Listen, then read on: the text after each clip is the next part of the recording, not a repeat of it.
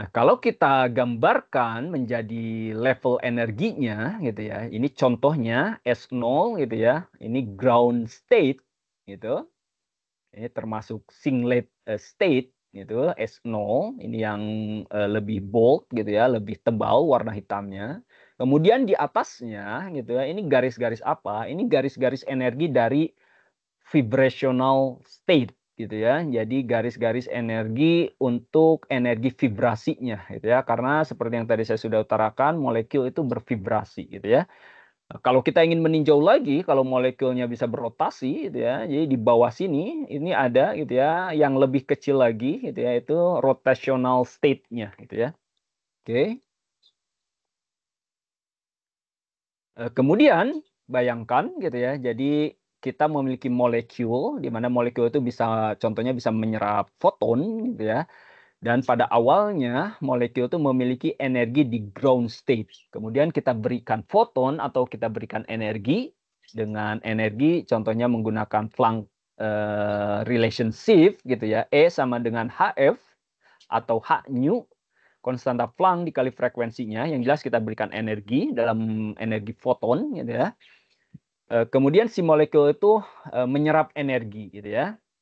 Jadi, pindah dari ground state, dari SO0 menuju ke singlet excited state, terserah gitu ya.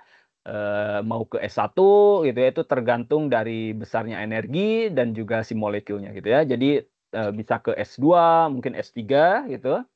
Nah ini gitu ya, ini fenomena absorpsi gitu ya. Fenomena absorpsi ini yang kita ukur gitu ya di UV-Vis absorban spektrofotometer. Fenomenanya sangat cepat gitu ya. Ini mungkin di level atau sampai femto gitu ya.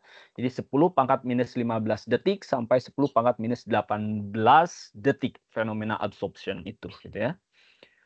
Kemudian gitu ya, jika gitu ya setelah menyerap gitu ya, menyerap entah itu kemana gitu ya S2, kemudian nanti balik lagi turun ke bawah sampai ke level electronic state yang pertama yang S1 gitu ya. Kemudian dari sini balik lagi ke bawah gitu ya, balik lagi ke bawah, dia akan memancarkan foton yang lain yang kita sebutnya fenomena fluorescent gitu ya. Di mana tentunya dari level energi ini semakin ke atas, semakin gapnya semakin lebar, berarti energi yang diemisikan semakin besar gitu ya.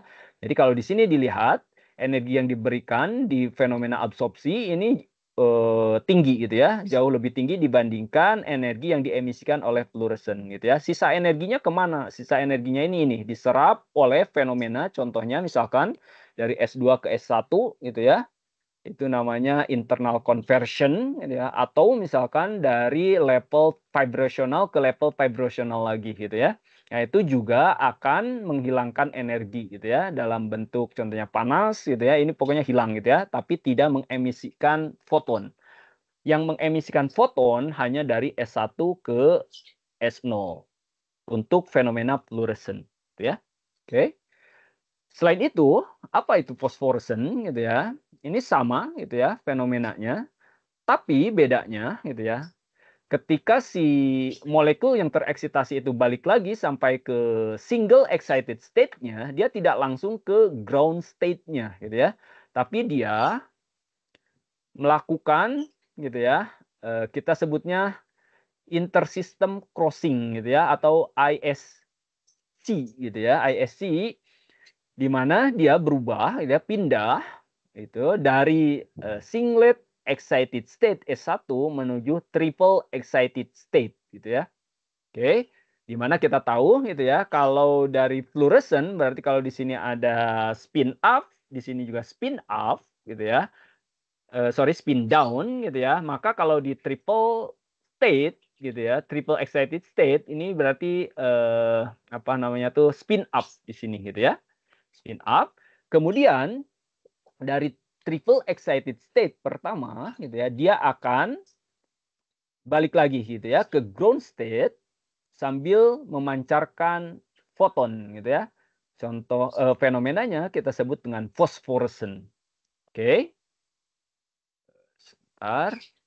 Di mana gitu ya, kalau dari time frame waktu lamanya gitu ya, dari proses S1 ke S0 untuk fluorescent dan dari T1 ke S0 untuk phosphorescent gitu ya, ternyata fenomena fluorescent itu jauh lebih cepat dibandingkan fenomena phosphorescent. Di mana fenomena fluorescent gitu ya, itu kurang lebih di order picosecond sampai nano, sedangkan phosphorescent di order microsecond sampai second. Oke. Jadi ini kesimpulannya gitu ya. Jadi terkait dengan singlet dan juga triplet state kita sudah bahas gitu ya. Jadi yang kalau singlet state dia elektron spinnya itu opposite gitu ya, berlawanan. Jadi spin up, spin down. Kemudian kalau triplet state itu paralel gitu ya. Jadi spin up, spin up. Oke. Kemudian dari sisi energi levelnya tentunya gitu ya, singlet state itu lebih tinggi dibandingkan dengan triplet tentunya pada bilangan kuantum utama yang sama gitu ya. Kemudian kalau triplet state itu lebih rendah, sedangkan lifetime-nya tentunya untuk singlet state menuju ke ground state-nya itu lebih cepat gitu ya, ordernya nanosecond, picosecond, nanosecond gitu ya. Kemudian kalau triplet state ini dari millisecond, second bisa sampai menit juga gitu ya, bahkan jam gitu ya. Beberapa material ada gitu ya. Kemudian kalau tipe transisinya gitu ya, tipe transisinya itu cepat gitu ya, karena dari spin up gitu ya, spin up, spin down langsung gitu ya. Kalau yang transition tipe untuk triplet state itu forbidden itu tapi masih bisa dikerjakan gitu ya, walaupun prosesnya lambat gitu ya. Kenapa lambat? Karena dari spin up gitu ya di triplet state, kemudian harus berubah dulu ke spin down gitu ya, sampai ke ground state-nya gitu ya. Oke. Nah, diagram yang tadi gitu ya, yang membuat simple penjelasan yang tadi, ini dari kita sebutnya diagramnya diagram Jablonski dari Profesor Alexander Jablonski itu.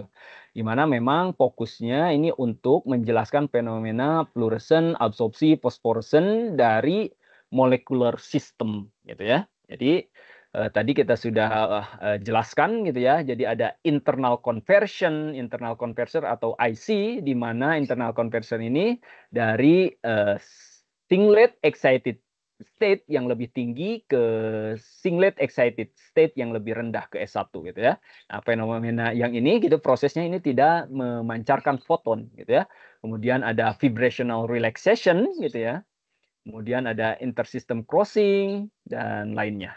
Oke. Terkait tadi, ini juga sudah dibahas gitu ya, tapi ini lebih detailnya terkait dengan time scale dari proses fotofisiknya, physical fotofisiknya gitu ya. Jadi kalau fenomena serapan ini dari attosecond sampai femtosecond, 10-15 sampai 10-18 gitu ya.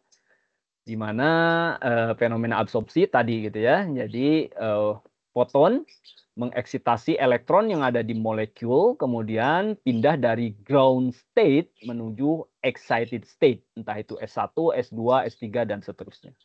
Kemudian ada vibrational relaxation, ini proses fotofisik yang kedua lebih cepat gitu ya dibandingkan fenomena setelah fenomena serapan, yaitu kurang lebih femtosecond sampai picosecond, 10-15 sampai 10-12 gitu ya.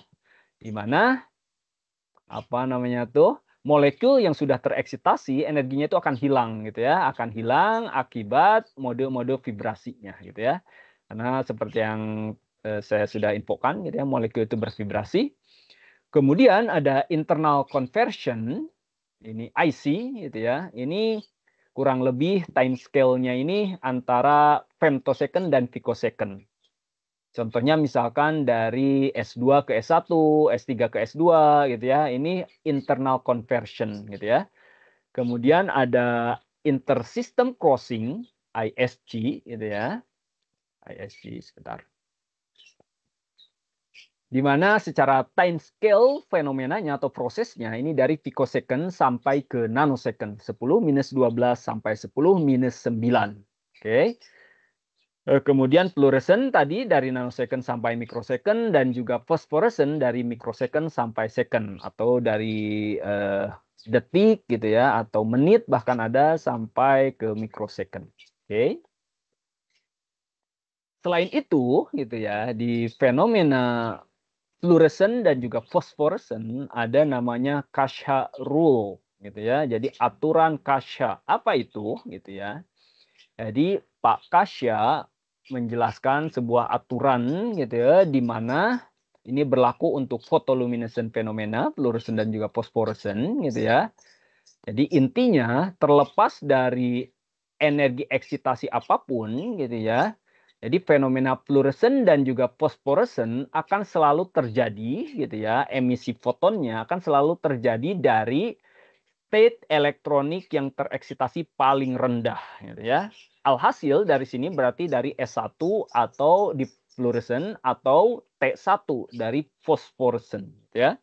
Nah, ini kata lainnya gitu ya. Jadi walaupun gitu ya si material kita menyerap, mengabsorb si foton sampai elektronik state-nya itu tereksitasinya sampai jauh dari S1, S2, S3 dan seterusnya gitu ya. Tetap gitu ya. Jadi fenomena mengemisikannya itu fluorescent dan juga fosforescent itu dari S1 ke S0 atau T1 ke S0 gitu ya. Nah, ini ya implikasinya gitu ya. Jadi implikasi pertama dari aturan Kasya ini yang dicetuskan oleh Michael Kasya, ini muridnya ilmuwan terkenal gitu ya. Kalau di kimia itu Lewis gitu ya, Lewis. Jadi ini muridnya dari 1920 sampai 2013 gitu ya. Jadi konsekuensi dari aturan Kasya yang pertama, emisi fluorescent gitu ya, itu independen dari panjang gelombang eksitasinya gitu ya. Jadi contohnya saya punya misalkan material di mana misalkan gap energi dari S0 ke S1-nya itu A gitu ya. A contohnya misalkan kalau pakai panjang gelombang misalkan 520 nanometer. Karena konsekuensi dari aturan Kasya ini berarti saya bisa mengeksitasi,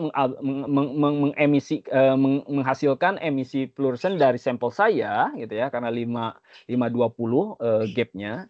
Saya bisa mengeksitasinya contohnya misalkan dengan energi lebih tinggi 400, 350 gitu ya, itu bisa gitu ya. Dan akan menghasilkan emisi fluorescent yang sama gitu ya. Itu dari Kasya rule.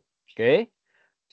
Tentunya dari sini gitu ya, ini banyak sekali contohnya misalkan analisa spektra emisi gitu ya, kita membantu bagaimana menganalisa gitu ya, spektra emisi dan juga perilaku gitu ya, terkait dengan excited state-nya gitu ya. Jadi dari apa namanya itu fenomena fluorescent dan juga phosphorescent-nya gitu ya. Oke. Ini sebagai summary gitu ya. Jadi photoluminescent bisa kita bagi menjadi dua fenomena lagi yaitu fluorescent dan juga phosphorescent. Di mana tentunya gitu ya photoluminescent yang tadi gitu ya, emisi atau luminescent cahaya ketika dieksitasinya oleh foton gitu ya. Kemudian kalau fluorescent di mana emisi cahaya gitu ya eh, ketika gitu ya. Jadi apa namanya itu molekul yang tereksitasi memiliki apa namanya itu spin yang sama gitu ya. Spin up dan apa namanya itu spin down gitu ya. Oke. Kemudian kalau phosphorescent tadi sudah dibahas juga. Nah, terkait dengan penggunaan istilah gitu ya. Jadi kalau di bidang semiconductor atau semiconductor system biasanya disebut bukan fluorescent ataupun phosphorescent tapi photoluminescent ya.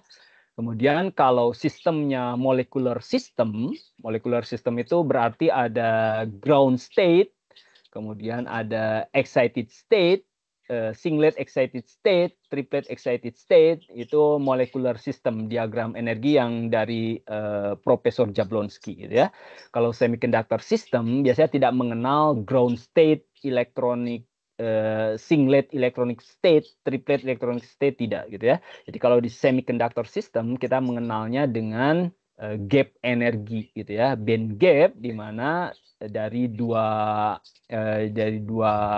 apa namanya tuh kondisi yaitu valensi band dan juga conduction band, band konduksi, gitu ya. Oke. Nah, ini contoh molekular system yang tadi kita sudah bahas menggunakan Jablonski diagram, gitu ya, diagram. Kemudian ada juga sistem semiconductor system, gitu ya, yang terdiri dari pita valensi PB, valensi band, dan juga conduction band CB, gitu ya, di mana gap energi di antara pita valensi dan pita konduksi dari paling bawah gitu, ini, gitu ya, kita sebutnya dengan band gap. Tentunya, gitu ya, baik molecular system gitu itu bisa menyerap foton melalui fenomena absorpsi, bisa memancarkan lagi melalui proses fluoresen dan juga fosforesen. Di semiconductor pun sama, gitu ya. Jadi si elektron nanti kita bahas, gitu ya, bisa pindah dari valensi band ke conduction band, berarti menyerap, kemudian nanti balik lagi, gitu ya, dari conduction band menuju valensi band sambil memancarkan foton, gitu ya. Ini di semiconductor, gitu ya. Oke. Nah, terkait dengan informasi apa saja yang bisa kita peroleh dengan menggunakan photoluminescent spektroskopi, ya. Yang pertama, tentunya banyak sebetulnya, ini hanya yang utamanya saja. Yang pertama, spektra emisi photoluminescentnya, gitu ya, atau spektra emisi fosforesen dan fluoresennya, gitu ya. Nah, dari sini kita bisa memperoleh berbagai informasi terkait dengan state excited energinya, gitu ya. Kemudian tipe, number, dan environment-nya, gitu ya. Oh, mungkin satu lagi saya belum bahas, gitu ya, terkait dengan Kasha Rule. Nyaris semuanya mengikuti aturan Kasha, tapi ada beberapa material dan beberapa fenomena yang tidak mengikuti aturan Kasha, gitu ya. Itu, tapi saya tidak bahas di sini. Oke, itu hanya sebagian kecil saja. Kemudian juga kita bisa memperoleh informasi lifetime, gitu ya. Kemudian juga ada istilah quantum yield, gitu ya, pengukurannya. Oke, quantum yield merupakan nilai yang tidak memiliki satuan yang mengindikasikan seberapa efisien material kita, gitu ya, mengemisikan foton kembali setelah material kita menyerap foton, ya. Oke, kita lanjut, gitu ya, ke FS5 spectropolarimeter. Jadi instrumennya, gitu ya, seperti ini, gitu ya.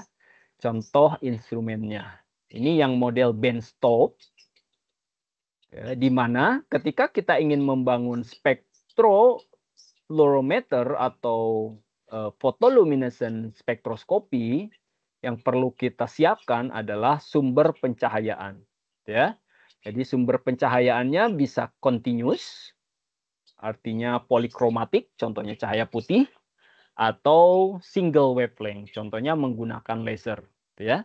Baik itu continuous ataupun pulse laser. Nanti saya bahas, gitu ya. Kalau diputuskan menggunakan white light sebagai sumber pencahayaannya, sebagai sumber eksitasinya, gitu ya, maka kita butuh part yang kedua, gitu ya, yang kita sebut dengan monochromator, atau di sini lebih tepatnya excitation monochromator. Monokromator yang digunakan untuk mengeksitasi material kita, gitu ya. Di dalam monochromator, ya, di dalamnya seperti ini, gitu ya. Jadi ada slit, tempat mengatur, gitu ya, masuknya cahaya, atau kita sebut ini sebagai yang pertama sebagai entrance slit. Kemudian cahaya white light ini menyinari permukaan grating, gitu ya. Jadi ada excitation grating, di mana fungsi grating ini mendispersikan cahaya dari polikromatik menjadi monokromatik. Artinya dari banyak wavelength menjadi single wavelength, gitu ya.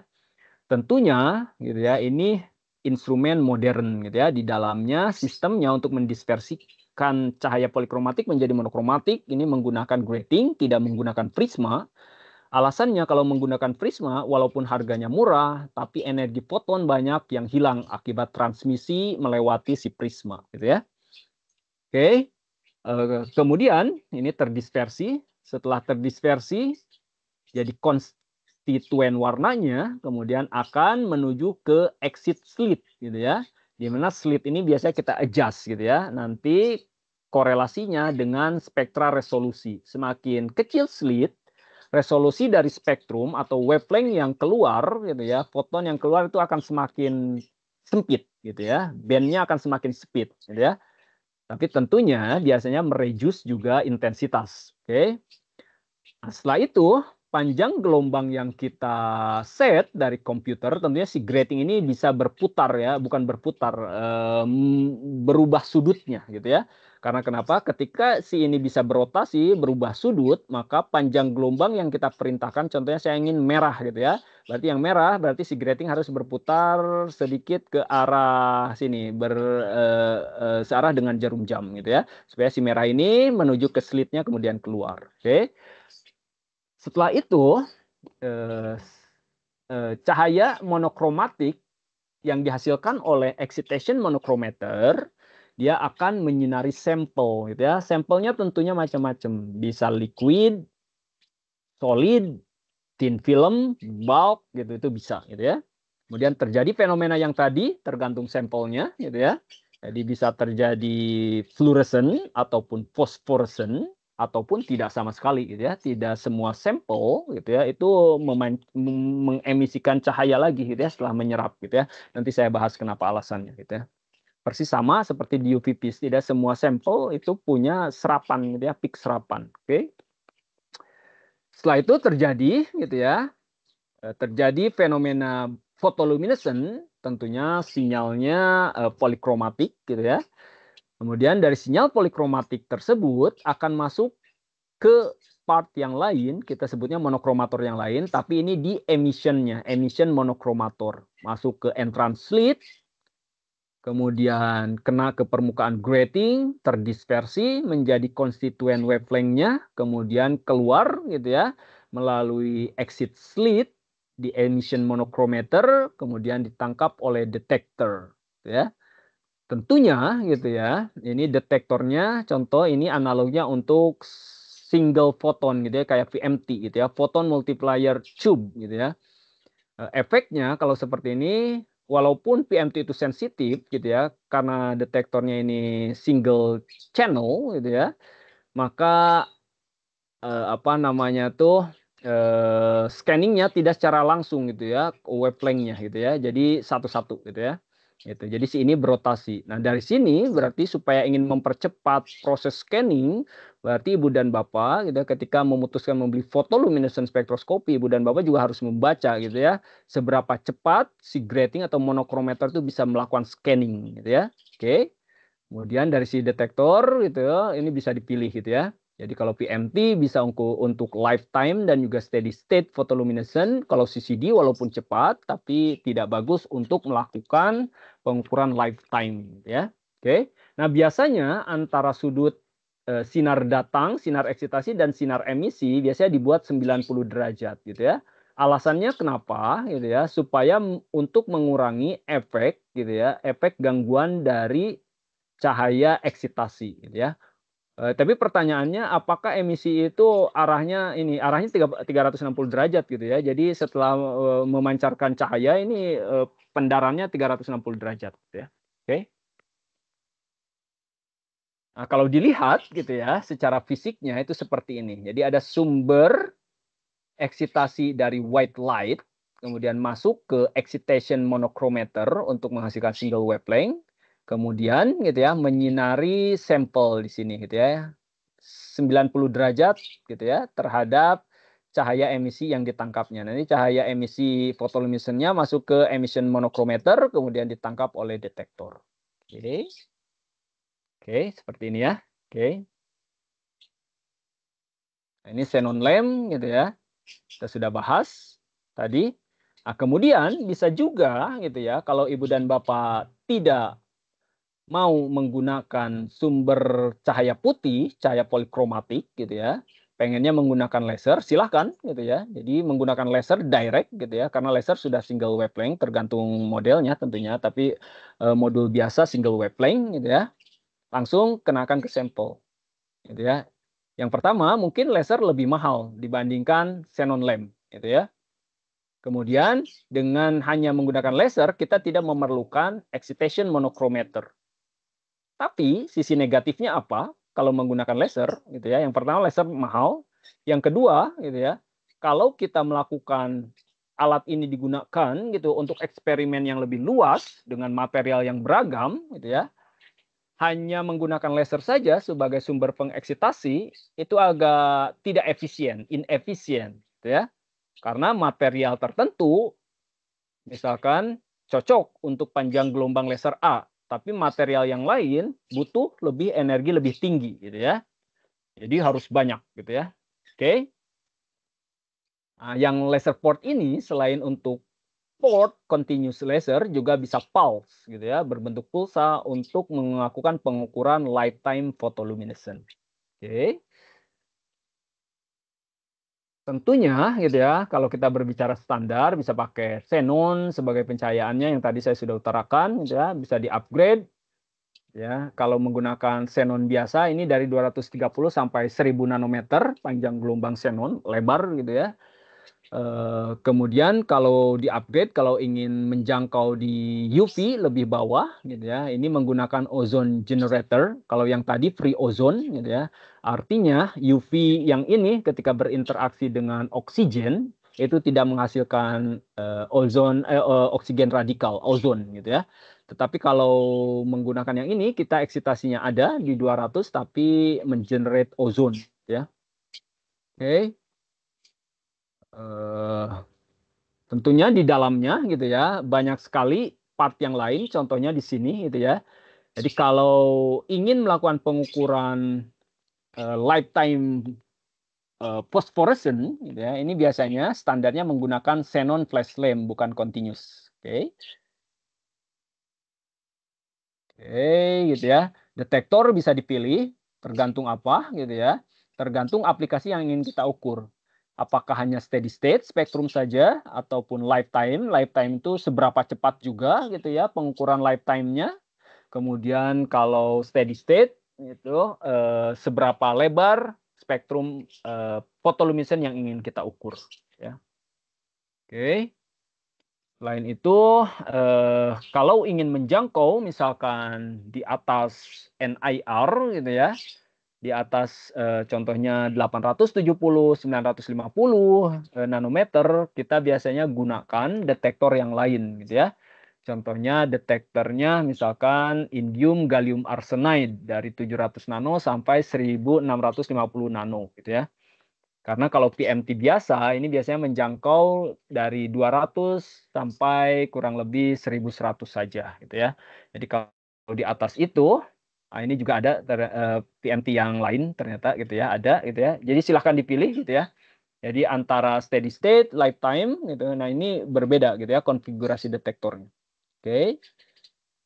Untuk FS5 spectropolarimeter gitu ya, ini bisa dilengkapinya. Jadi total detektor yang bisa ada itu 4 gitu ya. Yang mana saja? Yang pertama detektor reference untuk xenon lamp-nya gitu ya, eksitasinya gitu ya.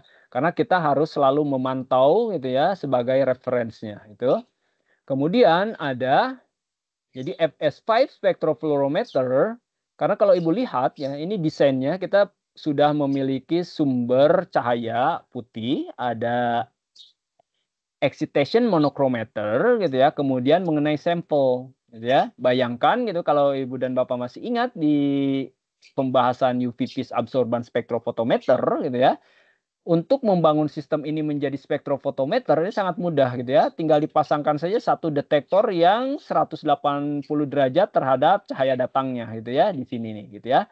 Nah, ini transmission detector. Artinya apa? FS5 ini secara standarnya walaupun dia spektrofluorometer atau photoluminescence spektroskopi, dia juga bisa mengukur UV phase absorbannya gitu ya karena dilengkapi dengan transmission detector. Gitu. Oke. Kemudian detektor yang lain yang tadi gitu ya. Jadi ini sudah 2 detektor, kemudian detektor standarnya pertama pakai PMT, kemudian yang lainnya tergantung gitu ya, menjangkau rentang lebar lebih lebar dan mengukur lifetime dengan kecepatan tinggi. Oke. apa saja yang bisa diukur gitu ya dengan menggunakan instrumen photoluminescence spectroscopy, contohnya FS5 ini gitu ya. Yang pertama tentunya serapan absorpsinya gitu ya, layaknya UV-Vis absorban spektrofotometer. Oke. Walaupun demikian gitu ya, kalau kita lihat ini UV-Vis absorban spektrofotometer tapi tipenya itu single beam bukan double beam gitu ya. Artinya ketika kita ingin melakukan pengukuran UV-Vis absorban pengukuran gitu ya, baik itu transmisi ataupun serapan, maka kita harus melakukan 2 kali gitu ya. Entah itu ngukur blank-nya dulu, kemudian sampel atau sampel dulu dilanjutkan dengan blank gitu ya. Maka nanti kita akan dapatkan layaknya UV-Vis absorban spektrofotometer datanya gitu ya, baik itu transmisi ataupun absorban karena ada keterkaitan antara absorban dan juga transmisi gitu ya. Oke, itu satu gitu ya. Kemudian yang kedua yang bisa kita lakukan adalah pengukuran emisi. Emisi apa? Tentunya emisi dari fotoluminescennya, fluoresen dan juga fosforesennya gitu ya. Untuk melakukan hal tersebut gitu ya, kita lihat lagi di diagram Jablonski gitu ya. Jadi kita butuh mengeksitasi dengan spesifik foton gitu ya, spesifik energi gitu ya. Jadi yang kita butuhkan adalah gitu ya, kita menginformasikan kepada sistemnya, tolong gitu ya, eksitasi sampel saya misalkan dengan panjang gelombang A gitu ya. Maka grating akan bertugas berputar gitu ya, merubah sudut supaya keluaran dari apa namanya tuh cahaya eksitasinya itu panjang gelombangnya sama seperti yang kita perintahkan. Kemudian menyirai sampel terjadi photoluminescence di mana sinyalnya itu polikromatik masuk ke emission monochromator kemudian nanti ditangkap oleh detektor. Artinya untuk melakukan emission spektra, kita menjaga gitu ya, panjang gelombang eksitasinya itu tetap fix gitu ya. Jadi pakai single panjang gelombang. Kemudian kita ukur gitu ya emisinya. Jadi artinya di-scan gitu ya, panjang gelombang emisinya di-scan. Oke. Nah, ini hasilnya gitu ya. Jadi spektra emisi ini sumbu X-nya ini panjang gelombang emisi, biasanya satuannya nanometer, sumbu Y-nya intensitas, biasanya satuannya count, ya. Oke. Tentunya ketika melakukan hal seperti ini banyak parameter yang harus di-set dulu gitu ya. Yang pertama kita harus mengenali sampel gitu ya. Sampelnya itu secara reference, secara jurnal, secara penelitian kira-kira sumber eksitasi yang sesuai berapa gitu ya. Kemudian parameter slit, lamanya pengukuran, berapa kali scanning, lebar scanning gitu ya, emisi scanning itu banyak sekali yang harus di-adjust. Ya, slit gitu. Kadang ada kalanya detektornya saturasi gitu ya, karena strong banget emisinya itu kita harus turunkan gitu ya. Dengan acquisition time yang lebih rendah, kemudian accumulation yang lebih rendah gitu, slit yang lebih rendah gitu ya. Kemudian bagaimana kalau sampelnya kita nggak tahu gitu ya, sampelnya itu eksitasinya di mana. Sebetulnya kita bisa melakukan namanya excitation scanning gitu ya. Oke. Nah, ini contohnya emission spektra. Jadi contoh kasusnya misalkan ada peneliti yang mempelajari terkait dengan nanomaterial semiconductor menggunakan photoluminescence spectroscopy katanya gitu ya. Di mana sampel dieksitasi dengan panjang gelombang UV 405 near UV gitu ya. Dan dihasilkan spektrum emisi PL-nya itu strong, kuat katanya. Kemudian hanya satu peak di mana puncak peak tertingginya itu berada di panjang gelombang 515 nanometer. Ya. Jadi pertanyaannya, berapa energi eksitasi foton dalam elektron volt, kemudian berapa energi dari emisi foton gitu ya dalam elektron volt, kemudian berapa gitu ya stock shift yang terjadi, kemudian ceritakan terkait dengan stock shift itu apa gitu ya. Yang pertama kita tahu konstanta Planck 6,62 kali 10 minus 34 Joule detik gitu ya, kecepatan cahaya 3 kali 10 × 8 meter per detik, 1 elektron volt. 1 elektron volt itu 1 elektron itu muatan elektron, yaitu 1,602 kali 10⁻19 dikali volt, 1 volt. Artinya 1 elektron volt itu merujuk ke energi yang dibutuhkan, gitu ya. Apa namanya tuh, energi yang dimiliki elektron ketika si elektron ini, gitu ya, diberikan beda potensial 1 volt gitu ya. Ketika muatan 1 elektron diberikan beda potensial 1 volt, yaitu 1,602 kali 10⁻19 joule ya. Nah, dengan menggunakan persamaan Planck, E sama dengan H dikali nu, atau nu itu frekuensi gitu ya, seperti bahasan kita sebelumnya, atau kita konversi nu atau frekuensi itu C dibagi lambda gitu ya. Nah, kenapa harus dikonversi ke elektron volt? Biasanya penelitian di bidang contohnya semiconductor seperti ini menggunakan satuan energi bukan SI ya, bukan joule, tapi elektron volt. Alasannya kenapa? Energi yang kita bicarakan di sini gitu ya, ini energinya rendah gitu ya. Jadi tidak menggunakan joule, jadi menggunakan elektron volt. Oke. Nah, kalau kita konversi persamaan tadi gitu ya, kalau kita konversi ke elektron volt, jadi energi dalam satuan elektron volt itu sama dengan 1240 dibagi panjang gelombang dalam satuan nanometer. Alhasil untuk menjawab pertanyaan A gitu ya, jadi energi dalam satuan elektron volt untuk laser eksitasi 405 itu sama dengan 3,06 elektron volt. Sedangkan energi untuk emisi fotoluminescent pada puncak 5, 15 dalam elektron volt itu 2,41 elektron volt. Sedangkan tentunya terjadi, makanya ini biasa dikenal dengan fenomena fluorescent ini gitu ya, sama seperti Raman gitu ya. Raman itu ngambilnya dari fenomena ini sebetulnya. Maksudnya itu termnya gitu ya.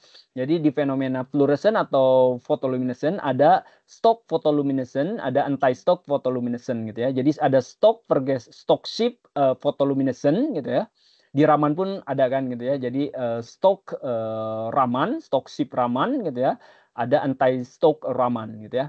Nah, dari sini gitu ya, stock shift-nya karena bergeser gitu ya, energi yang kita berikan itu lebih tinggi dibandingkan emisinya gitu ya. Nah, ini terjadi stock shift, pergeseran peak-nya gitu ya. Jadi satu kita sinari dengan 405, eksitasinya terjadi serapan, satu lagi terjadi emisi lebih panjang 515. Nah, ini terjadi pergeseran energi kurang lebih 0,65 elektron volt. Tuh. Nah, itu apa gitu ya. Jadi yang pertama, pergeseran 0,65 elektron volt itu mengindikasikan yang pertama gitu ya, sistem kehilangan energi sebesar 0,65 elektron volt sebelum sistem itu memancarkan fotoluminescent. Karena kita tahu di sini di kasus ini fotoluminescent-nya terjadi pada dengan energi 2,41 elektron volt, sedangkan sumber eksitasi kita ngasih energinya di 3,06 elektron volt. Artinya ada energi yang hilang gitu ya. Energi yang hilang itu dari mana? Kita balik lagi ke diagram Jablonski, energi yang hilang itu bukan dari S1 ke S0 gitu ya. Tapi dari T1 ke T0 untuk fosforescent, tapi di yang lain gitu ya. Intersystem crossing, kemudian ada vibrational state-nya yang hilangnya, VR gitu ya, dan lain-lain. Oke. Nah, ini contohnya gitu ya. Jadi kehilangan energinya akibat vibrational relaxation, ada juga phonon interaction, kemudian nanti di semiconductor ada defect, trapping akibat defect gitu ya. Oke. Kemudian setelah kita mengetahui gitu ya, apa itu fotoluminescent, fluorescent, phosphorescent, bedanya apa gitu ya. Sekarang kita lanjut ke yang lifetime-nya. Yang tadi steady state namanya gitu ya.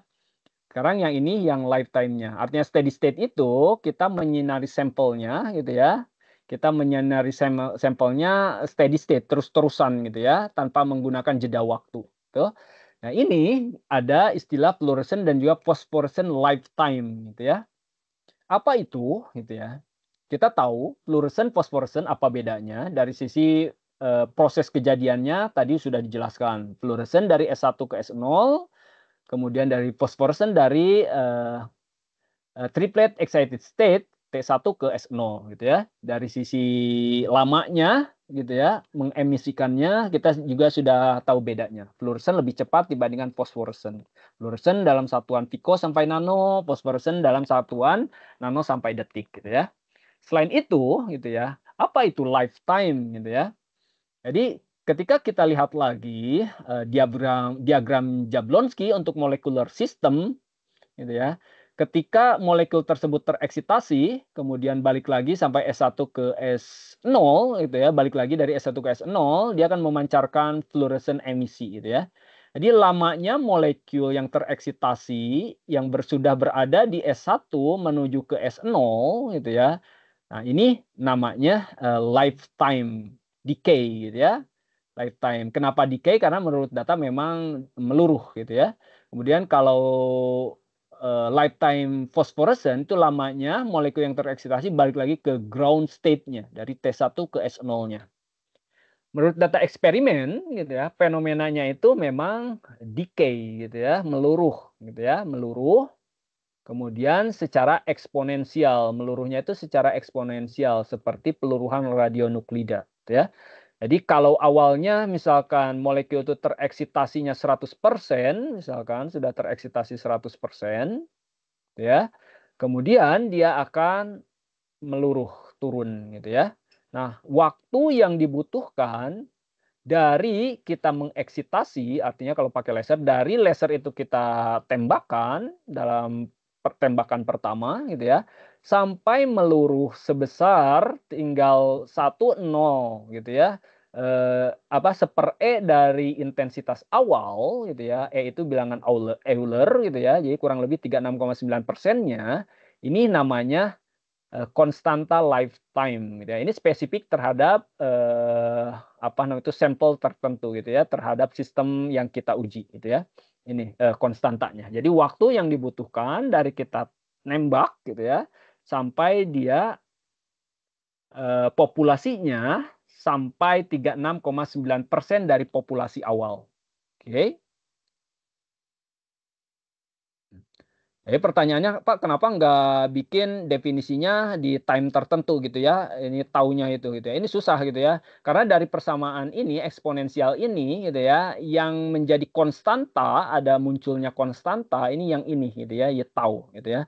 Jadi intensitas pada waktu tertentu sama dengan intensitas awal gitu ya dikali E gitu ya. Eh, pangkat minus T waktu tertentu yang kita ukur untuk intensitas tertentu dibagi tau gitu ya, tau konstanta lifetime. Oke. Nah, tentunya data eksperimen ini gitu ya biasanya berbentuk dot dot dot dot dot gitu ya karena tidak continuous gitu, nggak continuous ini. Nah, untuk menghasilkan mengekstrak nilai tau ini gitu ya, berarti kita harus interpolasi gitu. Harus kita apa namanya tuh harus kita fitting gitu ya dengan persamaan eksponensial untuk mendapatkan nilai taunya, konstanta lifetime decay.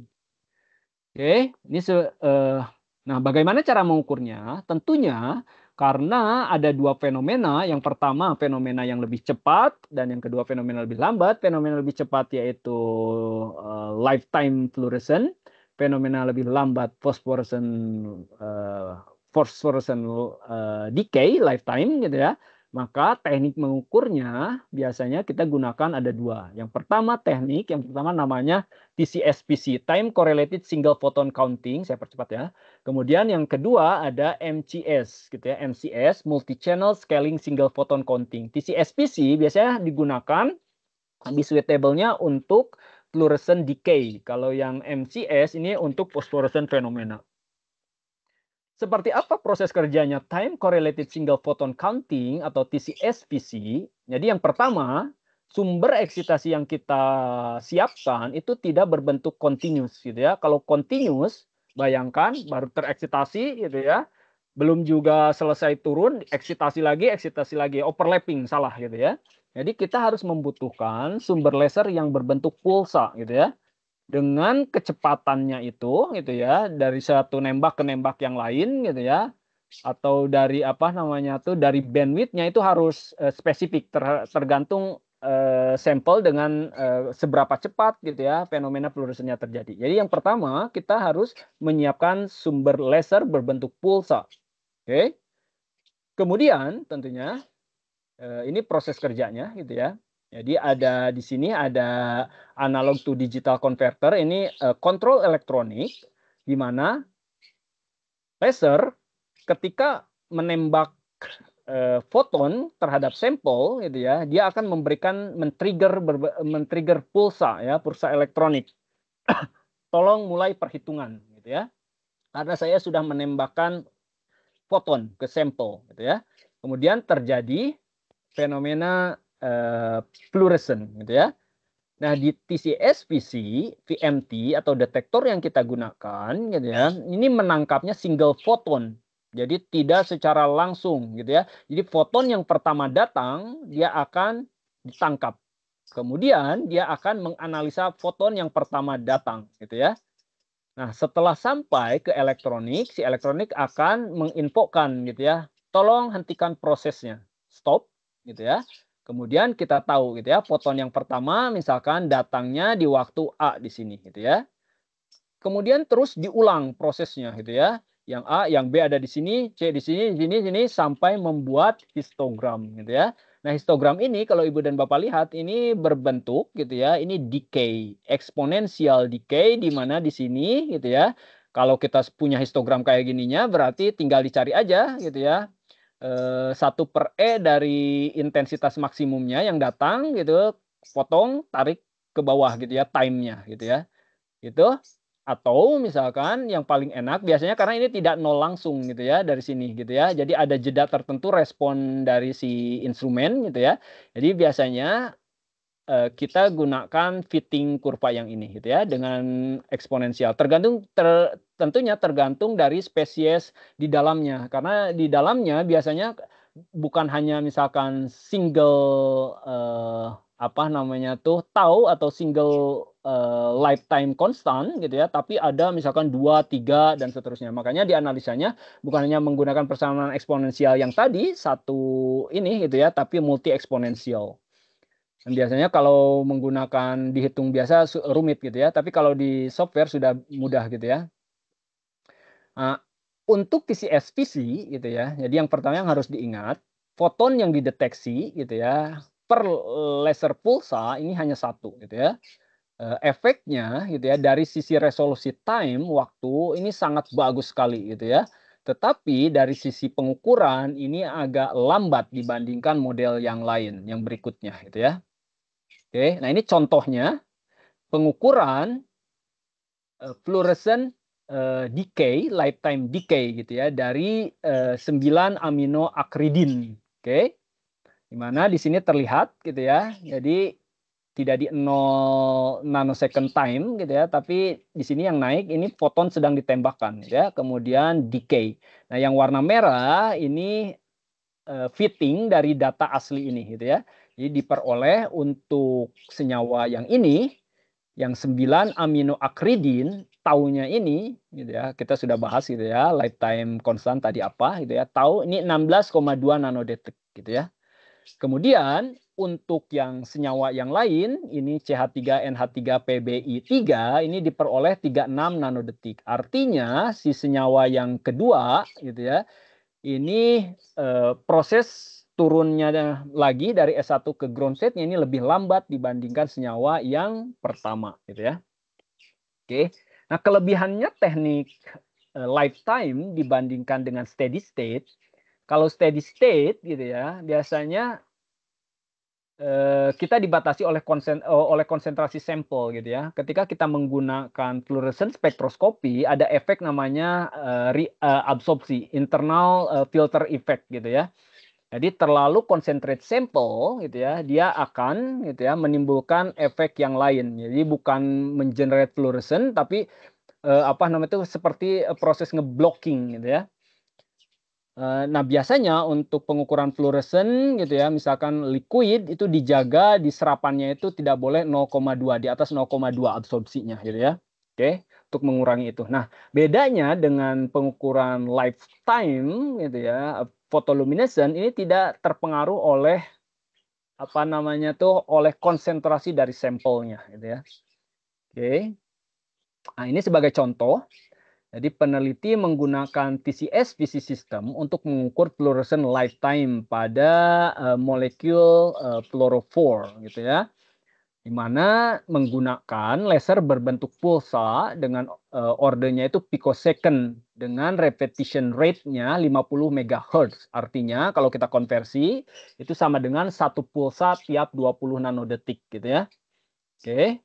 Kemudian diperoleh gitu ya, menunjukkan histogram yang diperoleh itu menunjukkan ternyata untuk sampel ini dia berfluorescent decay secara eksponensial eksponensial pertama gitu ya. Dan dari data diperoleh gitu ya, pada waktu T0 nanosecond intensitasnya itu 10.000. Sedangkan pada T5 nanosecond intensitasnya 3678 counts gitu ya. Pertanyaannya, tentukan lifetime fluorescent konstantanya taunya gitu ya. Kemudian yang kedua, berapa persentase foton setelah gitu ya 10 nanodetik gitu ya. Dan kemudian gitu ya, kenapa gitu ya penting untuk laser memiliki repetition periodnya itu 20 nanosecond gitu ya. Oke. Jadi jawaban yang pertama untuk lifetime konstan gitu ya, kita bisa peroleh dari persamaannya tadi gitu ya. Sebentar. Jadi kalau kita masukkan 3678 count dibagi 10.000 count sama dengan minus T dibagi tau, maka kita peroleh kurang lebih ln 0,3678 atau taunya itu 5 nanosecond gitu ya. Jadi konstanta lifetime-nya untuk sampel ini 5 nanodetik gitu ya. Kemudian pertanyaannya, berapa persen foton gitu ya yang diemisikan setelah 10 nanodetik gitu ya. Jadi 10 nanodetik itu berapa lagi foton yang diemisikan gitu ya. Jadi memasukkan ke persamaan yang tadi gitu ya. I waktu T dibagi I0 sama dengan E minus T dibagi tau, ini kurang lebih 0,1353 atau dalam persennya 13,5% gitu ya. Pada waktu 10 nanodetik kasus yang ini gitu ya, foton yang diemisikannya itu tinggal 13,5% lagi gitu ya. Nah, dari sini gitu ya, kenapa penting gitu ya memilih laser dengan repetition periodnya 20 nano gitu ya. Karena kenapa gitu ya? Karena dengan 20 nano artinya si laser yang berbentuk pulsa itu karena di 10 nanodetik saja sudah sisa 13,5% gitu ya. Jadi kalau misalkan repetition-nya kurang dari itu, kurang dari 20, misalkan 8 nanodetik gitu ya, berarti si laser sudah menembakkan lagi gitu ya. Artinya nanti akan terjadi distorsi gitu ya, distorsi dari decay curve-nya. Nah, kalau 20 nanodetik, makanya hitung saja gitu ya. Kalau di sini 20 berarti jauh lebih kecil dari ini. Artinya sudah mau selesai ke bawah, kemudian ditembakkan lagi laser berbentuk pulsa gitu ya. Oke. Kemudian yang kedua, ini ada metode MCS. Sebentar. Oke. Ini ada metode MCS, multi-channel scaling single photon counting gitu ya. Bedanya seperti apa prosesnya? Kalau yang tadi, ini juga sama gitu ya. Contohnya kita membutuhkan laser berbentuk pulsa gitu ya.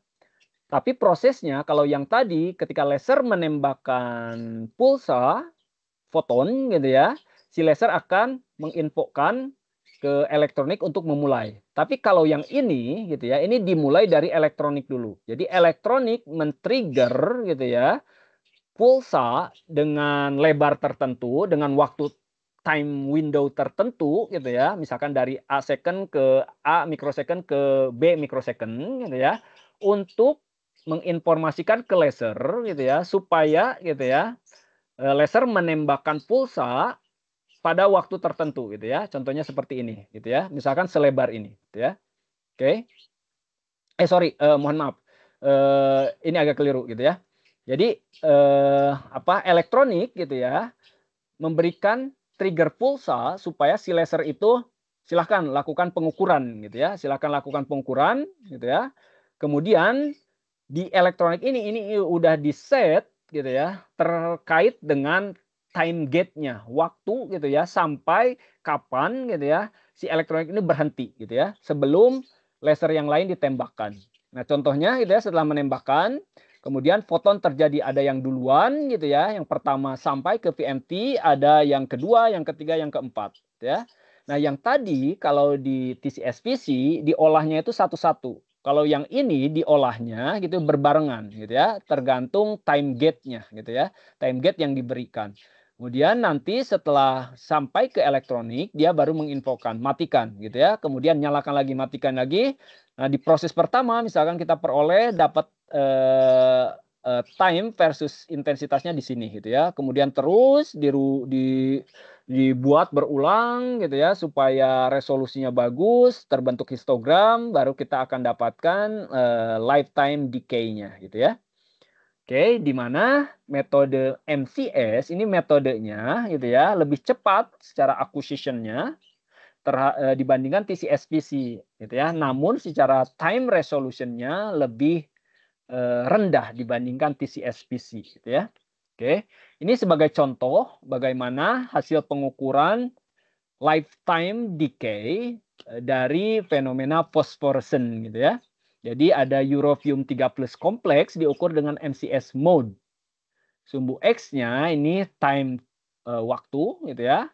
Sumbu Y-nya count intensitas, kita dapatkan ini fitting-nya yang warna merah fitting gitu ya. Kita dapatkan kurang lebih 10 nanodetik gitu ya. Oke, di mana ada chi-square gitu ya. Chi-square-nya ini 1,151. Chi-square itu salah satu mengindikasikan seperti R kuadrat gitu ya kalau Ibu bikin regresi linear gitu ya. Jadi seberapa fitting, seberapa cocok data eksperimen dengan persamaan yang kita terapkan gitu ya. Oke. Ini ada contoh gitu ya. Jadi peneliti meneliti decay phosphorescence dari senyawa organik dengan menggunakan MCS mode, tapi lampunya di sini bisa yang tadi gitu ya, bisa laser berbentuk pulsa atau dengan menggunakan xenon flash lamp gitu ya, bukan continuous. Bisa saja karena dia tidak begitu cepat keorden nano tapi masih bisa mengejar untuk phosphorescence decay gitu ya. Kemudian decay ini di-record gitu ya dengan time window-nya itu 100 milisecond dan dibagi menjadi 1000 channel gitu ya. Tentunya gitu ya. Jadi ini mendisasikan satu channel merepresentasikan kurang lebih 0,1 milidetik gitu ya. Setelah dieksitasi, intensitas sinyal mengikuti pola single exponential decay. Ini single exponential decay, bukan multi exponential decay gitu ya. Oke, kemudian gitu ya, di channelnya terukur pada channel 0, artinya T sama dengan 0 milidetik, intensitasnya itu 8000 count. Kemudian pada channel 400, artinya 40 milisecond, karena satu channel 0,1 gitu ya, dikali 400, 40 milisecond, intensitasnya itu 2943 count. Pertanyaannya gitu ya, berapakah lifetime tahu untuk fosforesen ini gitu ya. Kemudian berapakah intensitas pada waktu intensitas molekul yang tereksitasi gitu ya pada waktu 80 milisecond. Oke. Di sama menggunakan persamaan yang tadi karena dari datanya dia merupakan fungsi eksponensial decay single eksponensial gitu ya. Kalau kita masukkan diperoleh gitu tahunnya 40 milisecond ya. Kemudian yang kedua ditanyakan intensitas pada waktu 80 milisecond. Jadi intensitas pada waktu 80 gitu ya. Ini sama dengan gitu 8000 karena ini nolnya E minus 80 per tau. Taunya kita peroleh 40 yang dari tadi gitu ya. Maka kita peroleh intensitas molekul yang tereksitasi gitu ya pada waktu T 80 milisecond itu tinggal 1082,4 count gitu ya. Oke. Nah, sebagai kesimpulan untuk TC-SPC tentunya dari time resolution ini bagus, tapi untuk acquisition time-nya dibandingkan MCS ini lebih lambat. Kalau MCS kebalikannya gitu ya. Jadi kalau Ibu dan Bapak menemukan sampel, punya sampel yang lifetime-nya cepat, artinya fluorescent gitu ya. Ini menggunakan TC-SPC kalau ingin mengukur lifetime decay-nya. Kalau Ibu dan Bapak punya sampelnya long lifetime atau phosphorescent, ini pakai MCS. Kalau materialnya ada di keduanya, nggak tahu cepat atau lambat atau intermediate di antara keduanya gitu ya. Contohnya semiconductor, photoluminescent, delay fluorescent gitu ya. Delay fluorescent itu yang tadi gitu ya, nggak dijelaskan di sini. Jadi delay fluorescent itu secara singkat gitu ya. Jadi kita gitu ya bisa membalikan gitu ya dari triple state supaya beralih ke fluorescent fenomena ke S1 ke S0 dengan memberikan energi lagi gitu ya. Jadi delay. Jadi si apa namanya tuh dari triplet state dipindah dulu ke S1 gitu ya. Tentunya diberikan energi, contohnya thermal gitu ya. Kemudian nanti balik lagi. Nah, karena balik dulu ke S1 kemudian turun ke S0 namanya delay fluorescent ya. Nah, ini bisa menggunakan baik itu TC-SPC dan juga MCS. Ini beberapa contohnya gitu ya, sumber baik itu laser dan juga xenon lamp yang bisa digunakan untuk TC-SPC dan MCS. Warna merah artinya tidak bisa digunakan karena terlalu lambat gitu ya. Warna hijau untuk TC-SPC bisa digunakan. Oke. Nah, selain itu gitu ya, kita juga ada istilah photoluminescent quantum yield. Apa itu? Ada yang bilang quantum yield saja, ada yang bilang luminescent quantum yield, ada yang bilang phosphorescent quantum yield, ada yang bilang fluorescent quantum yield, ada yang bilang photoluminescent quantum yield. Itu sama aja, Ibu dan Bapak sudah bisa bedakan gitu ya. Ada bedanya, ada kesamaannya gitu ya. Ibu dan Bapak sudah bisa bedakan. Jadi PLQY atau dilambangkan dengan V gitu ya. V ini sama dengan gitu ya, jumlah foton yang diemisikan dibagi dengan jumlah foton yang diserap. Gitu ya. Artinya jumlah foton yang diserap, di situ proses di diagram Jablonski bukan hanya emisi gitu ya. Ada vibrasi, intersystem crossing dan lain-lain gitu ya, itu masuk di dalam perhitungan number of absorbed photon gitu ya, jumlah foton yang diserap. Nah, yang tadi gitu ya, kalau ada single state dari S0 ke S1 gitu ya, kemudian balik lagi untuk fenomena fluorescent gitu ya. Jadi kita bisa jabarkan bahwa PLQY juga sama dengan jumlah foton yang radiatif proses dibagi jumlah foton radiatif plus non-radiatif proses gitu ya. Bagaimana cara mengukurnya? Sebetulnya ada dua teknik gitu ya. Tapi yang satu agak sedikit ribet, biasanya disebut relatif photoluminescent quantum yield measurement. Tapi yang di sini ini sebutnya absolute photoluminescent quantum yield measurement. Dengan cara apa gitu ya? Kita ada aksesorisnya kalau ingin mengukur seperti ini. Jadi aksesorisnya namanya integrating sphere gitu ya. Integrating sphere dari sini aja bisa dilihat gitu ya. Jadi si partnya itu berbentuk bola gitu ya, berbentuk bola di mana di dalamnya gitu ya, di dalam integrating sphere itu ada material yang super reflektif. Mana nyaris semua cahaya gitu ya, tergantung manufaktur gitu ya, dengan panjang gelombang tertentu kena ke permukaan itu dia dipantulkan. Nyaris 100%, 99,999% gitu ya. Jadi bagaimana tekniknya? Sampelnya dimasukkan ke integrating sphere ini. Sampel baik itu liquid, kalau liquid berarti ke cuvette kan, gitu ya. Cuvette-nya harus ditutup gitu ya. Jadi jangan sampai tumpah karena tumpah ke lapisan reflektifnya dia tidak bisa dibersihkan gitu ya. Kalau tin film ada penjepitnya dan lain-lain, serbuk juga ada gitu ya. Pokoknya sampel diletakkan di dalam integrating sphere. Kemudian kita harus tahu gitu ya bahwa si sampel ini ada fluorescennya atau tidak. Tentunya dari pengukuran sebelumnya karena ini ngukur efisiensinya gitu ya dari foton yang diserap terhadap yang diemisikan. Kemudian kita set eksitasinya. Nah, eksitasinya tahu dari mana? Dari eksperimen sebelumnya gitu ya. Oke, eksitasinya kemudian terjadi emisi, kemudian saling dipantulkan, terkumpul baru keluar ke arah emission monochromator gitu ya.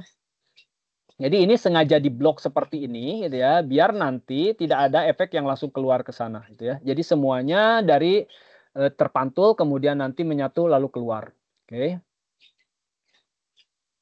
Ya. Nah, ini contoh pengukurannya gitu ya. Jadi contoh pengukurannya yang pertama kita harus mengukur sampel blanknya gitu ya. Jadi kalau sampelnya dalam bentuk liquid gitu, contohnya pakai water berarti cuvette dan waternya diukur gitu ya. Nah, ini contoh pengukurannya untuk sampel ini. Jadi dieksitasi pada 350 nanometer. Nah, yang blanking yang warna hitam kita dapatkan gitu peak eksitasinya ini ya, peak eksitasi tempat kita eksitasi kita gunakan. Kemudian yang kedua ukur sampelnya gitu ya, termasuk kawasan eksitasinya gitu ya. Jadi diukur, kita peroleh yang warna kuning di kawasan sini gitu ya, ini naik. Nah, ini emisi fluoresennya. Nah, kita lihat di sini ada pengurangan area di sini ya. Yang warna hitam intensitasnya lebih tinggi, kemudian yang warna kuning dia ngedrop. Nah, selisih yang ini gitu ya antara ngedrop yang ini gitu ya, ada area ini gitu ya antara dua peak ini itu areanya. Nah, ini merepresentasikan foton yang diserap gitu ya oleh sampel. Oke. Maka foton yang diserap oleh sampel berarti dari jumlah yang tadi gitu ya, kita sudah bisa melihat gitu ya. Dari sana kita bisa hitung PLQY gitu ya. Jadi apa namanya tuh emisi dari sampel berarti luas area yang kuning ini. Kemudian blanknya harus dikurangi gitu ya di baseline dan lain-lain itu dikoreksi. Kemudian sampel blank gitu ya. Jadi kalau yang sampel blank yang di sini gitu ya. Jadi yang pertama yang warna hitam di puncak pertama karena ini merupakan serapannya yang diserap gitu ya. Atau bukan yang serap, yang eksitasinya gitu ya. Kemudian dikurangi dari peak dari sampelnya yang kuning yang di kawasan sini gitu ya. Artinya kalau dikurangi berarti kita dapatkan foton yang diserapnya yang ini nih gitu ya, yang kecil. Oke. Contoh gitu ya. Seorang peneliti menggunakan integrating sphere setup untuk menentukan gitu ya quantum yield, absolute photoluminescent quantum yield dari sampel perovskite sampel gitu ya. Kemudian diperoleh gitu ya dari eksperimennya gitu ya. Jadi total emisi sinyal dari sampel gitu ya, berarti ini sinyal photoluminescentnya gitu ya, setelah dapat peak lah gitu ya. Saya tidak bisa gambarkan di sini, dapat peak, kemudian diukur luas areanya, ini dapatnya 150.000 count gitu ya. Kemudian kalau sampel kalau dari blanknya, referensinya gitu ya, eksitasi lightnya ini dapat 1 juta count. Kemudian setelah dimasukkan sampel, si eksitasinya itu menurun gitu ya. Ini 750.000 count gitu ya. Nah, dari sini kita bisa peroleh gitu ya, berapa PLQY-nya gitu ya. Jadi PLQY-nya karena kita peroleh luas area peak dari photoluminescence-nya gitu ya, sampelnya 150.000 count dibagi dengan yang diserapnya berarti selisihnya dari referensi dan juga sampelnya ini kurang lebih 0,6 artinya 60%. Artinya sampel perovskite ini gitu ya, ini memiliki efisiensi 60%. Jadi jumlah foton yang diberikan gitu ya 1 juta count gitu ya. Kemudian diserap gitu ya, kemudian diemisikan dan hasilnya gitu ya ini 60%-nya. 40% sisanya si foton itu si ininya gitu ya. Ini digunakan gitu ya untuk hal lain gitu ya. Oke. Jadi tidak sampai apa namanya tuh emisi gitu ya.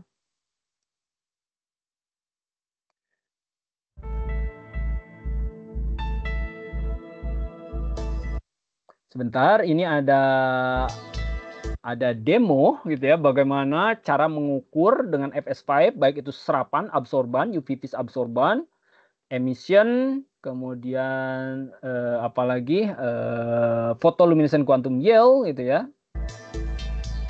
FS5 SC30. Oh sorry, yang ini belum gitu ya. Sorry, video yang ini untuk mengukur photoluminescent gitu ya. Integrating sphere. The SC30. Nah ini gitu ya, ini integrating sphere, jadi aksesoris. Jadi kalau dilihat ke dalam ini berbentuk kubah gitu ya. Nah, sampel contohnya liquid diletakkan ke dalam. Allows you to test the quantum yield of liquid and powder samples. The liquid sample holder as it is shown at the moment. Oke. Saya percepat ya. Tuh. Which is lower than the start of the emissions. Sorry. So here I'm looking. Sorry, salah ya, mohon maaf. Integrating sphere. powder samples. At the moment, making a quantum yield. Ya. Jadi yang pertama seperti yang tadi gitu ya, kita harus mengenali dulu sampel kita itu di eksitasinya di berapa gitu ya, ada emisinya atau tidak gitu ya, di rentang berapa emisinya gitu ya. Setelah itu kita tahu Measurement, the excitation and emission length, which is locating the solvent, so the emission act almost no. Nah ini gitu ya, ini pengukuran blanknya gitu ya. Tapi tentunya pas pengukuran blank kita harus juga gitu ya mengukur eksitasinya gitu ya. Eksitasi untuk eksperimen ini menggunakan 450 nanometer. Di sini peaknya gitu ya. Jadi ada peak eksitasi, yang lainnya kosong. Kemudian setelah ini kita ganti dengan sampel yang ada sampelnya gitu ya. Dan diukur dengan rentang yang sama. Signal for the rest of the sample measurement container. Nah, ini yang warna merah hasil pengukuran sampelnya gitu ya, bukan hanya blanknya gitu. Jadi di sini terlihat eksitasinya yang warna merah dia menurun gitu ya. Jadi ada gap tertentu, luas area tertentu yang antara eksitasi blanking dan juga yang ada sampelnya. Sini ya kecil. Kemudian di sini ada emisinya muncul yang warna merah. Ini emisi dari fluoresennya. Dari sini Ibu dan Bapak bisa tahu, bisa manual ininya, yang jelas intinya kita akan membandingkan luas area ini dengan luas area selisih sini. Itu hasil dari photoluminescent quantum yield. Using the right mouse click. The different tools we use background is the solvent. Nah, ini ya, dengan menggunakan software langsung gitu ya. Jadi yang pertama set dulu area eksitasinya yang di berapa sampai berapa, emisinya berapa sampai berapa, dengan kalkulasi yang sederhana yang tadi kita dapatkan quantum yield-nya gitu ya. Untuk eksperimen ini 53% gitu ya. This for film supposition. This with 1% quantum. Ya, tentunya bisa juga mengukur powder, thin film dan lain-lain gitu ya. Ada aksesorisnya untuk menjepitnya dan lain-lain. Oke. Ini ya. Nah, sebagai summary gitu ya, apa perbedaan antara UVP spektrofotometer dan photoluminescent spektroskopi? Yang pertama tentunya prinsipnya kalau UVP spektrofotometer ini berdasarkan serapan gitu ya. Kemudian kalau photoluminescent berdasarkan luminescence-nya gitu ya. Kemudian dari sumber eksitasinya, kalau UVP tentunya kita harus memberikan eksitasi yang broad, yang lebar di kawasan UV dan visible gitu ya. Kemudian kalau photoluminescent spektroskopi untuk steady state-nya gitu ya, kita berikan specific wavelength atau monochromatic light.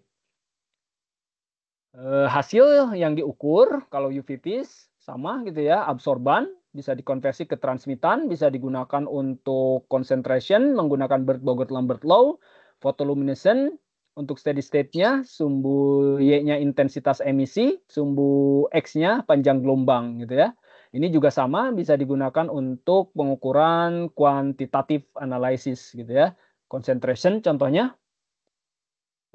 Kemudian apalagi untuk band gap nanti gitu ya, untuk semiconductor kita bisa gunakan UVP spektrofotometer untuk penentuan band gap, baik itu direct band gap dan juga indirect dengan menggunakan touch float gitu ya.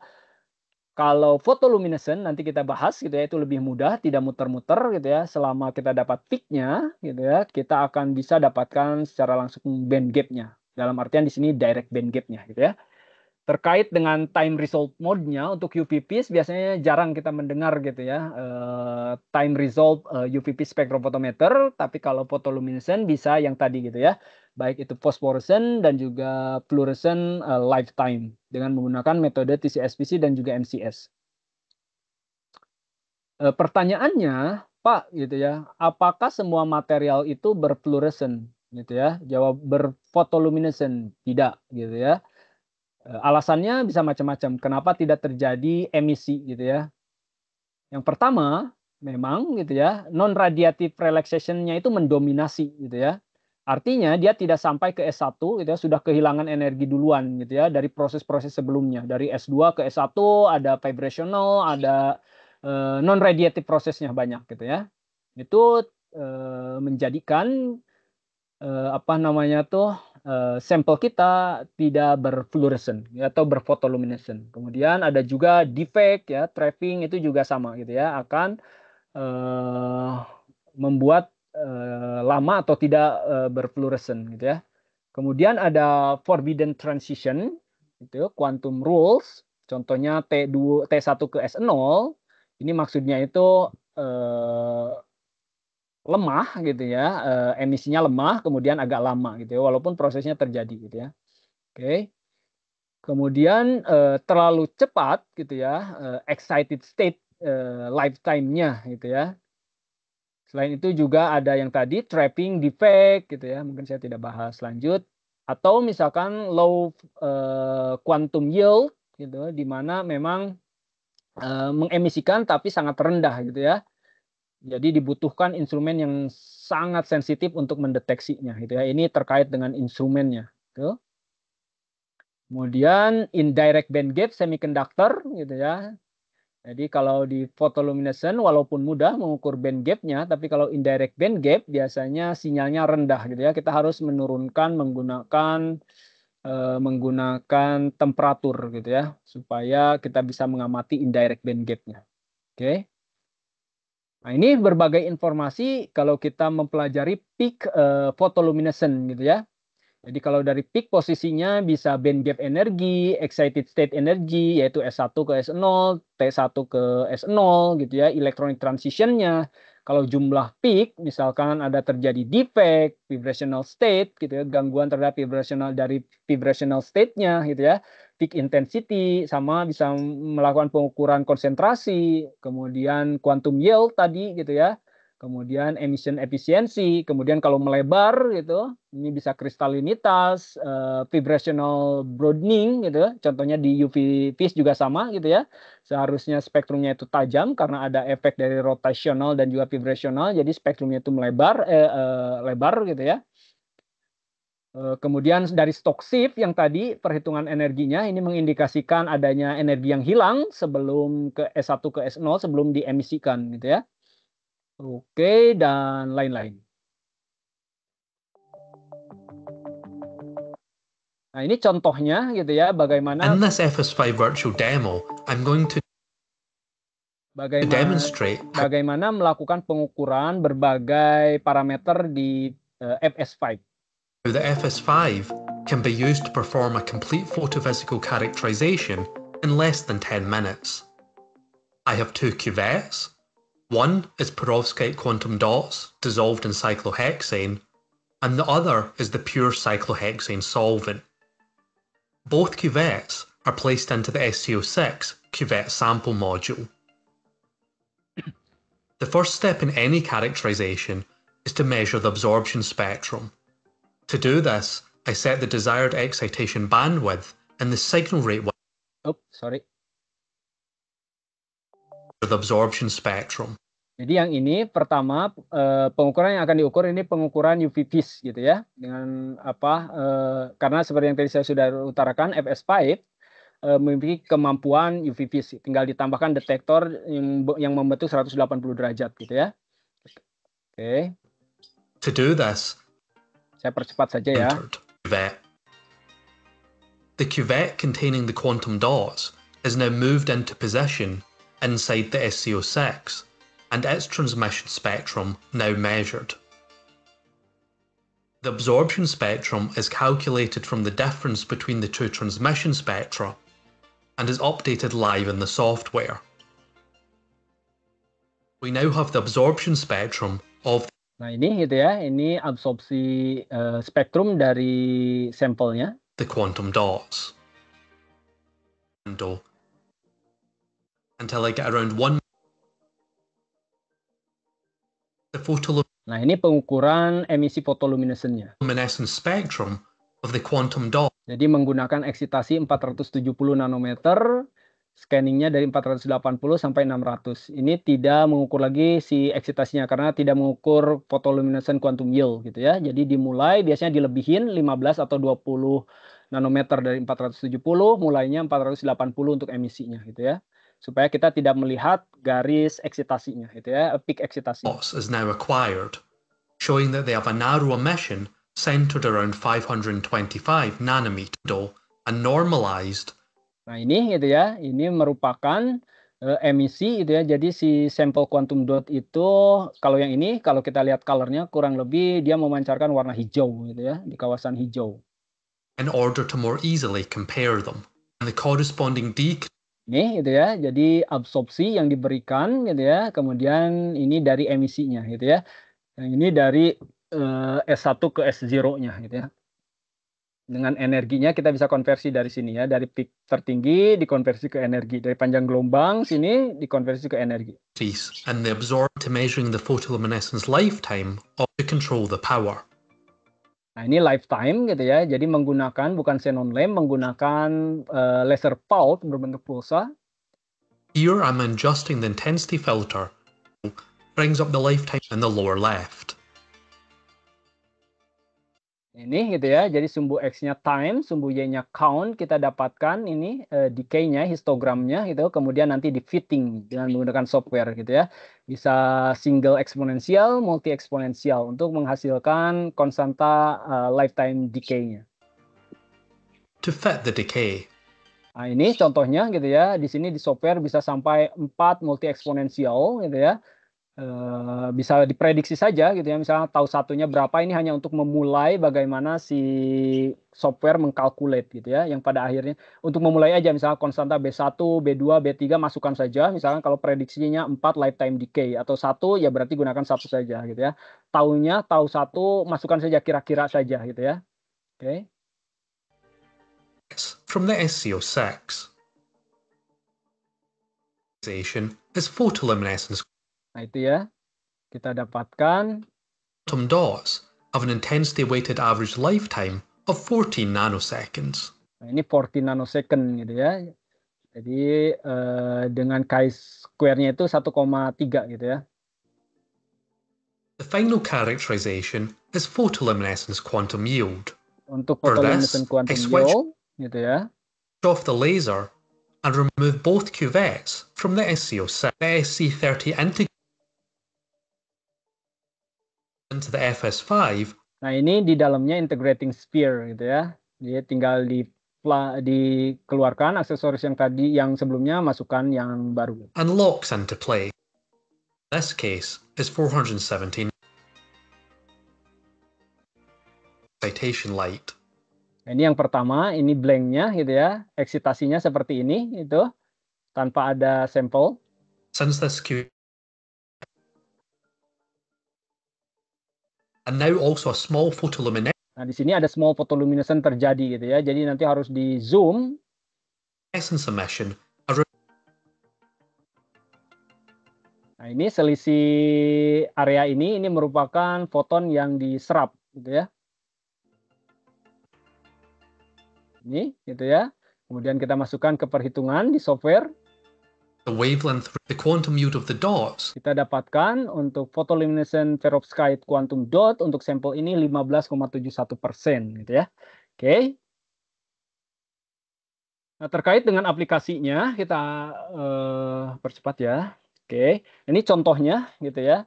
Contohnya yang warna hitam ini grafik UV phase absorban, kemudian yang warna merah yang tadi gitu ya, ini grafik photoluminescent. Oke. Nah, di photoluminescent sistemnya itu tidak seperti diagram Jablonski, tapi ada pita namanya valency band dan juga conduction band gitu ya, di mana elektron nanti gitu ya akan pindah ketika menyerap foton, pindah dari valency band ke conduction band, kemudian nanti turun balik rekombinasi dengan yang namanya hole, dia akan mengenerate emission gitu ya. Seperti yang kita ketahui gitu ya, di material ada material konduktor gitu ya yang mudah menghantarkan listrik, contohnya kabel yang kita gunakan gitu ya untuk menghantarkan energi listrik. Kemudian semiconductor dan juga insulator gitu ya yang susah menghantarkan listrik. Di antara insulator dan juga konduktor itu ada semiconductor gitu ya. Di mana konduktor itu tidak punya band gap gitu ya karena overlap antara pita valensi dan juga pita konduksinya gitu ya. Kalau semiconductor itu punya gap, kalau insulator itu gapnya jauh antara pita valensi dan juga pita konduksinya gitu ya. Ini sebagai gambaran. Oke. Oke, di sini ada Fermi level, mungkin, nah ini band gap gitu ya, gap antara energi paling minimum valensi band dan juga conduction band, gitu ya. Oke, oke, nah ini contohnya gitu ya. Jadi kita punya valensi band dan juga conduction band, di mana band gap energi ini merupakan selisih energi antara conduction band dikurang valensi band. Yang itu menunjukkan gitu ya, energi minimum yang dibutuhkan supaya si elektron dari valensi band bisa pindah ke conduction band, bisa tereksitasi ke conduction band. Oke, untuk beberapa material semiconductor itu band gapnya beda-beda. Kalau silikon kurang lebih 1,1 elektron volt, artinya dibutuhkan 1,1 elektron volt energi untuk memindahkan elektron di silikon dari valensi band ke conduction band dan seterusnya. Untuk tipenya ada indirect gap dan juga direct gap gitu ya. Direct band gap ini langsung gitu ya, antara conduction band dan valensi band itu langsung energinya gitu ya, direct ke langsung memancarkan emisi. Kalau in apa namanya tuh yang indirect gitu ya. Jadi indirect itu dia tidak langsung gitu ya antara konduksi ke valensinya. Oke. Nah, ini sebagai gambaran gitu ya, kita punya material semiconductor dengan energi gap tertentu, kemudian kita berikan foton, di mana anggap di sini energinya lebih atau sama dengan dari energi gap yang kita miliki, H, H nu-nya gitu ya. Kemudian si elektron akan pindah dari valensi band ke conduction band gitu ya. Kemudian setelah itu, sorry, oke. Sorry. Kemudian setelah itu gitu ya. Nah, ketika si elektron ini pindah ke conduction band, dia akan meninggalkan namanya hole gitu ya. Hole ini anggap sama muatannya sama elektron gitu ya, tapi positif.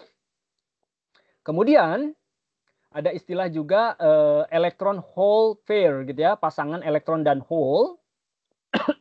Sorry. Di mana terikat oleh eksiton namanya gitu ya. Kemudian si elektron ini nanti akan balik lagi gitu ya ke bawah ke valensi band, kemudian bersatu dengan hole recombination artinya. Nah, fenomena yang recombination ini dia akan memancarkan emisi photoluminescent gitu ya. Oke.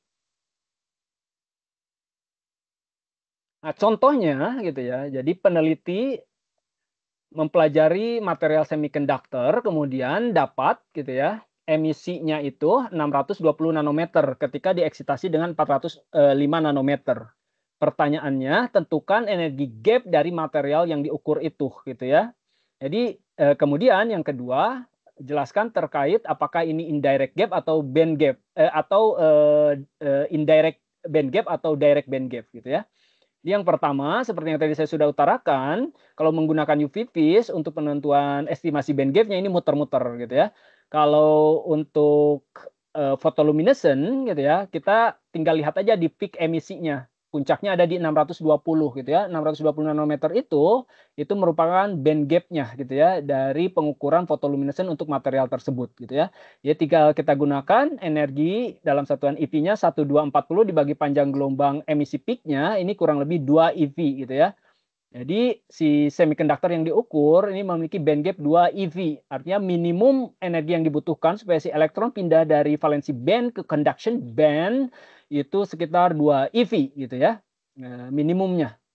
Kemudian apakah ini direct or indirect gitu ya. Jadi dari sini karena si peneliti mengamati dengan jelas hanya satu peak tajam gitu ya, ini termasuk direct gitu ya, direct gap gitu.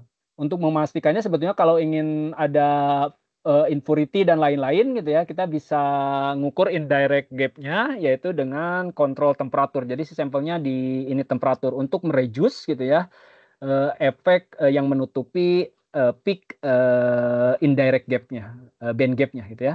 Oke. Selain itu juga ini contohnya gitu ya, ini contoh aplikasi kalau yang tadi gitu ya, elektron digabung dengan hole berkombinasi menghasilkan emisi, kalau yang ini bisa kebalikan, misalkan untuk contohnya solar cell gitu ya. Kalau solar cell kita ingin ketika si elektron ini terpindah dari valensi band ke conduction band itu tidak langsung lagi menyatu dengan hole gitu ya. gitu. Karena kalau menyatu nanti memancarkan emisi gitu ya. Kita inginnya selama mungkin dia tidak cepat menyatu gitu ya, karena nanti akan kita koneksikan dengan sirkuit luar gitu ya untuk menghasilkan listrik. Oke. Nah, ini contoh pengukuran PLQY untuk quantum dot perovskite gitu ya. Di mana tadi kita sudah jelaskan bagaimana cara menghitung PLQY-nya kalau ingin manual gitu ya. Selain itu, contoh yang lain ini quantum dots gitu ya. Ini quantum dots ini sangat material trending sekali gitu ya. Di mana quantum dots ini ukurannya kurang lebih 2 sampai 10 nanometer gitu ya. Yang unik dari material ini gitu ya. Jadi emisi yang dipancarkan itu tidak bergantung dari bisa berubah gitu ya. Jadi tergantung ukurannya. Artinya apa gitu? Kalau bisa tergantung dari ukurannya, berarti dia memiliki kita bisa adjust gitu ya gap energinya untuk quantum dot ini untuk menghasilkan spesifik emisi tertentu gitu, hanya dengan mengadjust ukuran gitu ya. Oke. Nah, ini contohnya gitu ya. Jadi secara kesimpulannya kalau quantum dot ukurannya lebih kecil walaupun dieksitasi dengan berbagai eksitasi, contohnya ini sama, tapi ada quantum dot dengan ukuran berbeda-beda. Ukuran yang lebih kecil akan mengemisikan, gitu ya, panjang gelombang yang lebih pendek. Artinya energi gap-nya lebih besar dibandingkan dengan partikel quantum dot yang lebih besar. Alhasil, gitu ya, ini color terkait dengan color ini berbeda. Makanya kita bisa membuat, gitu ya, color dari material quantum dot ini, gitu ya. Jadi pingin merah, pingin hijau, pingin biru gitu, silahkan dengan merubah-rubah ukuran gitu ya. Nah, tentunya ini 2023 penemuan quantum dot ini gitu ya, para penemunya, pengembangnya ada 3 ilmuwan, ada Mongi Wendy, kemudian Lois Bruce dan juga Alexei Yekimov memperoleh hadiah Nobel di bidang kimia 2023 gitu ya. Karena kenapa? Memang bisa di-tuning gitu ya. Artinya quantum dot dengan merubah-rubah dari material tertentu dengan merubah-rubah ukuran kita bisa memperoleh rentang emisi lebar gitu ya. Jadi Magiku Hibiniu silahkan gitu. Selain itu juga karakteristik quantum dot banyak sekali gitu ya yang sangat baiknya gitu ya. Bahkan misalkan di bidang contohnya memiliki kuantum efisiensi yang baik gitu ya, hasil emisinya tajam. Kemudian yang tadi gitu ya, kalau semakin tunable emission semakin kecil si quantum dotnya, maka energi yang akan dipancarkannya semakin tinggi. Artinya fotonnya akan mengarah ke kawasan UV gitu ya. Demikian pula sebaliknya. Oke. Kemudian dari sisi kestabilan biasanya contohnya untuk photostability misalkan di bidang biologi gitu ya, biasanya orang-orang ingin mengamati sel gitu ya, dengan menggunakan organic chemical fluorophore gitu ya. Di mana organic chemical fluorophore itu kurang stabil ketika terus ditembak oleh foton energetik UV gitu ya, dia akan memberikan efek photo bleaching, menurunkan kuantum efisiensinya. Nah, kalau quantum dots ini lebih tahan gitu ya, jadi lebih stabil untuk pewarnaan sampel. Oke. Ini beberapa aplikasinya gitu. Jadi nanti ada quantum dot LEDs TV gitu ya. Kemudian untuk imaging yang tadi sudah diutarakan gitu ya. Ada juga untuk fotodetektor, near vision, infrared kamera. Ini banyak sekali gitu ya aplikasi yang bisa diperoleh dengan menggunakan material quantum dots. Ini contohnya gitu ya, quantum dot PBS. Bagaimana diukur dengan instrumen Edinburgh Instrument gitu ya. Dari absorbannya yang warna hitam UV Peace absorban spektrofotometernya, kemudian yang warna merah ini emission photoluminescence-nya gitu ya. Jadi emisinya diperoleh di 1100 nanometer. Jadi NIR gitu ya, dieksitasi dengan 670 panjang gelombang merah, kemudian memancarkan NIR 1100 nanometer gitu. Oke. Kemudian pengukuran quantum yield-nya gitu ya dengan absolute photoluminescent quantum yield kita peroleh untuk sampel ini 49,9% gitu ya. Untuk pengukuran lifetime-nya kita peroleh untuk PBS ini Jadi tereksitasi dari valensi band ke conduction band, kemudian balik lagi gitu ya, itu waktu yang dibutuhkan untuk sampai 36, sekian persennya lagi itu 1,5 microsecond gitu ya. Oke. Nah, selain itu kita juga bisa coupling instrumennya dengan mikroskop optik gitu ya, bukan hanya mengukur satu spektrum gitu, tapi kita bisa membuat imaging entah itu steady state photoluminescent dan juga lifetime photoluminescent. Okay. In this Edinburgh Instruments Guide module, an objective. The sample is placed on the micro photoluminescence from the sample. Nah ini gitu ya, jadi di coupling dengan mikroskop. Jadi sumber eksitasi dari instrumen utama masuk untuk menyinari sampel. Sampel kita diletakkan di bawah stage. Kemudian nanti terjadi emisi, entah itu photoluminescence steady state atau lifetime, gitu ya. Kemudian balik lagi diukur. Sample is then cited at the property back to the spectrometer, and is field imaging. Nah, sebagai contoh ini gitu ya, jadi ada material molybdenum disulfide di mapping dengan photoluminescent imaging gitu ya. Jadi setiap titik kalau kita klik ini itu ada spektrumnya gitu ya. Oke. Nah, contohnya titik 1 dan titik 2. Titik 1 yang yang ini monolayer MOS2, kemudian kalau titik 2 gitu ya multilayer MOS2. Jadi monolayer peak emisinya gitu ya, intensitas emisinya lebih tinggi dibandingkan multilayer ya untuk MOS2. Kemudian kita juga bisa melakukan FLIM, fluorescent lifetime imaging atau phosphorescent lifetime imaging gitu ya. Sama yang tadi gitu ya. Jadi ini penampakan dari hasil imaging lifetime-nya. Jadi tiap-tiap titik ini, contohnya misalkan yang lebih biru di sini, ini menunjukkan lifetime yang lebih cepat dibandingkan yang contohnya kalau ada warna hijau gitu ya, area warna hijau. Selain itu juga kita bisa melakukan phosphorescent lifetime imaging gitu ya. Nah, ini contohnya phosphorescent lifetime imaging. Ini photoluminescent steady state imaging, yang ini phosphorescent lifetime imaging. Ya, mungkin itu saja yang bisa kami sampaikan. Mohon maaf gitu ya, telah 30 menit itu sampai selesai. Mudah-mudahan ada hal yang bermanfaat yang bisa didapatkan. Terima kasih atas waktunya untuk menghadiri spektroskopi school hari ini. Jika ada pertanyaan, silahkan ketikkan di kolom chat yang tersedia. Oke, saya lihat ya. Tidak ada pertanyaan. Oke, jika tidak ada pertanyaan, mungkin acara kita kali ini kita akhiri saja. Terima kasih atas kehadirannya. Selamat menunaikan ibadah saum Ramadan. Semoga Ibu dan Bapak dalam keadaan sehat selalu. Sampai bertemu di acara kami selanjutnya. Kami mohon izin. Assalamualaikum warahmatullahi wabarakatuh. Salam sejahtera bagi kita semua. Om Swastiastu, Namo Buddhaya, dan salam kebajikan.